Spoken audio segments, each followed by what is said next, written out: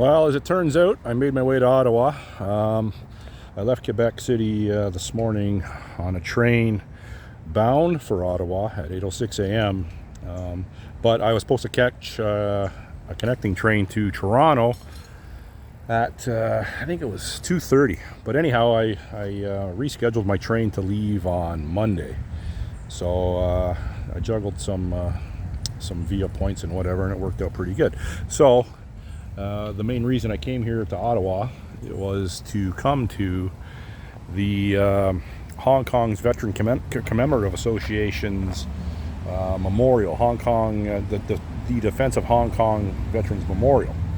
But here's a plaque, a Canadian-issued plaque that outlines what transpired in December of 1941 when the Royal Rifles and the Winnipeg Grenadiers were dispatched over to Hong Kong to reinforce the garrison. So it's in French, and I'm assuming that's Japanese. Whatever. But I'll read the Canadian, the English part of it. The Canadian role in the defense of Hong Kong. In late 1941, 1,975 Canadians arrived in Hong Kong to reinforce the garrison.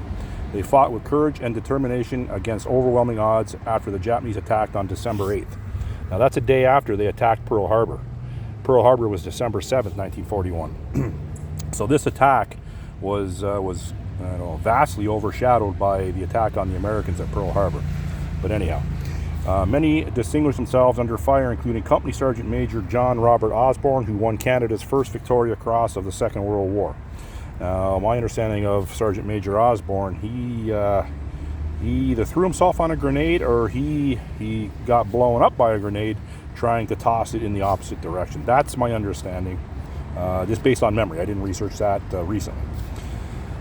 During the 17-day battle, 290 men died. After the surrender, 267 more perished during long years of harsh captivity. The Canadians' role in the defense of Hong Kong stands as an eloquent expression of their lasting honor. So 267 died during captivity. Horrendous. I'm not going to get into. I know some of the details from the books I read, but it's unbelievable. So anyhow, I'm glad to see that the Canadian government erected this plaque, which is nice. It's like a big piece of granite. But here's the memorial that the Hong Kong Veterans Commemorative Association, I guess, raised funds somehow to put here. Like, I don't know what this would cost, but it would be astronomical in price.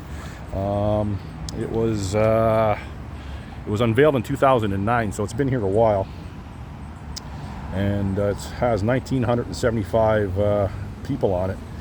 961 Royal Rifles. This is the Winnipeg Grenadiers side.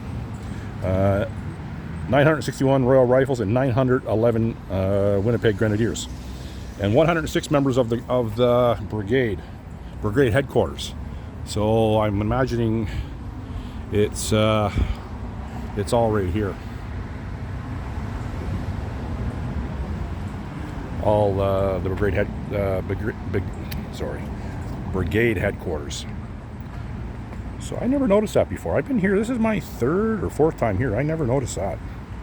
But on this side is my uncle's regiment, the Royal Rifles of Canada, 961 of them.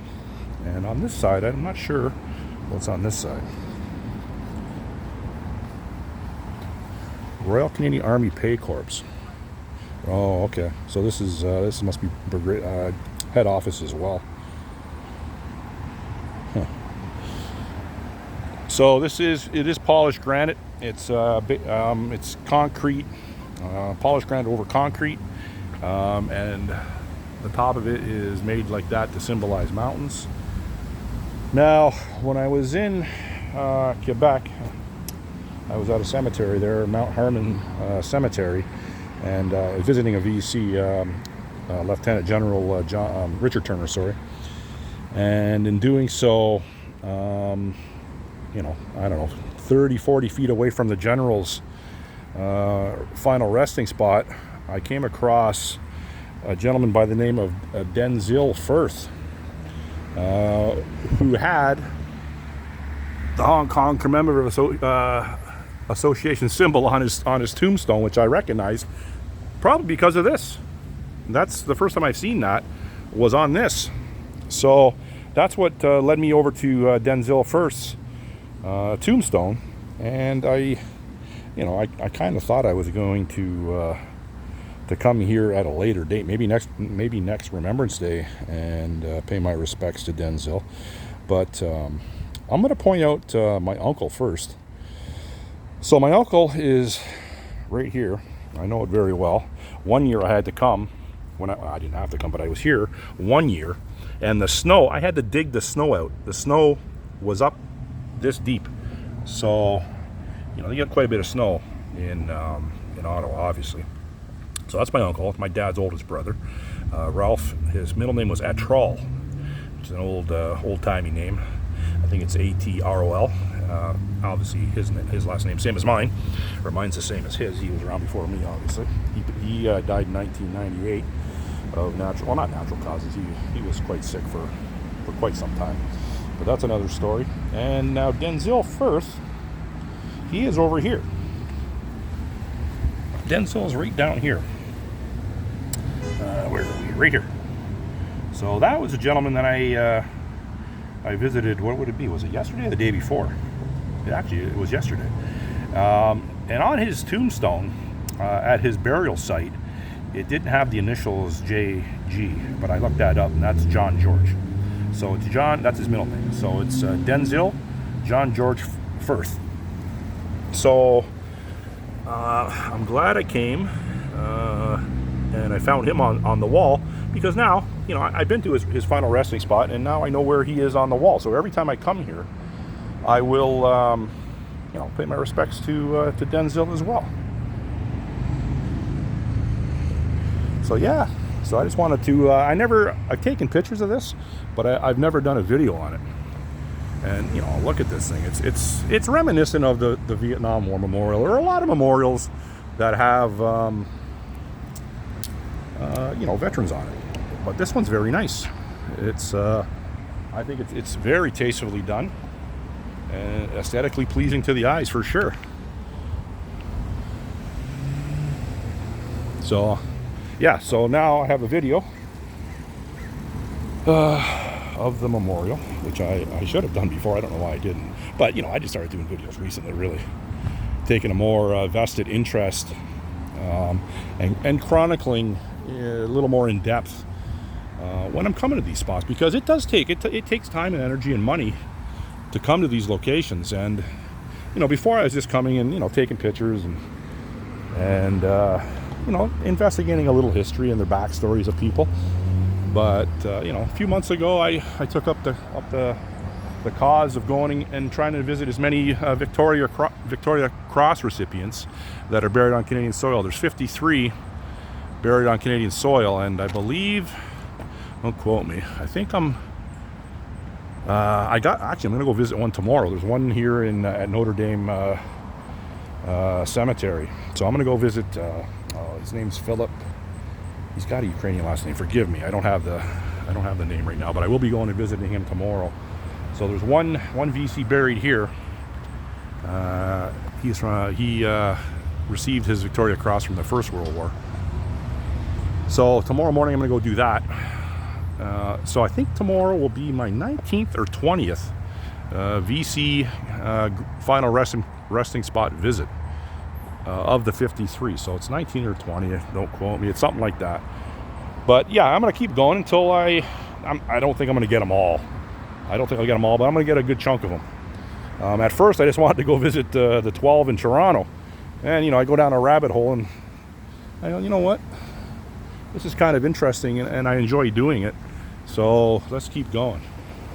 But like I said, I don't think I'll get to visit all of them, because some of them are in very obscure locations all over the country. So I did the best I could on my cross-country trip via train, but to go. But anyhow, I'm getting off on a tangent. Who knows? Maybe one day I will visit them all. So it was good that I came, and I put Denzil Firth. I put eyes on his name on the memorial. And my uncle, it's always, you know, obviously it's always, every time I come I touch his name. I haven't done a rubbing. That means you take a piece of paper and a pencil and you can rub his name. Actually, I just ordered a rubbing from a memorial association associated to the Vietnam War Memorial. Baxter Watson, or Watson Baxter, sorry. He was born on Belle Island, Newfoundland, and he actually joined the U.S. Army during the Vietnam War. It's starting to rain. During the Vietnam War, and went to Vietnam, and he actually got killed over there. He got killed in 1970. He's buried in Cambridge, so I'm going to go out and visit his grave as well. I received the rubbing. I requested a rubbing from the Vietnam War Memorial, and when I was on my East Coast trip, it came in the mail. So I have that. Actually, I have it in the hotel room. I keep it with my my information package with regards to VCs. And now I'm not going to go around and start visiting Battle of Hong Kong graves, because that's you know, that's too immense. I came across one, and I'm happy that I did. But anyhow, yeah. So that's going to conclude this video. My Uncle Ralph and his buddy Denzil John George Firth. They're not too far away from each other. Not too far. Well, they're on, you know, opposite ends of this panel. I don't know which panel. Left panel on the Royal Rifles. But yeah, quite impressive. Okay.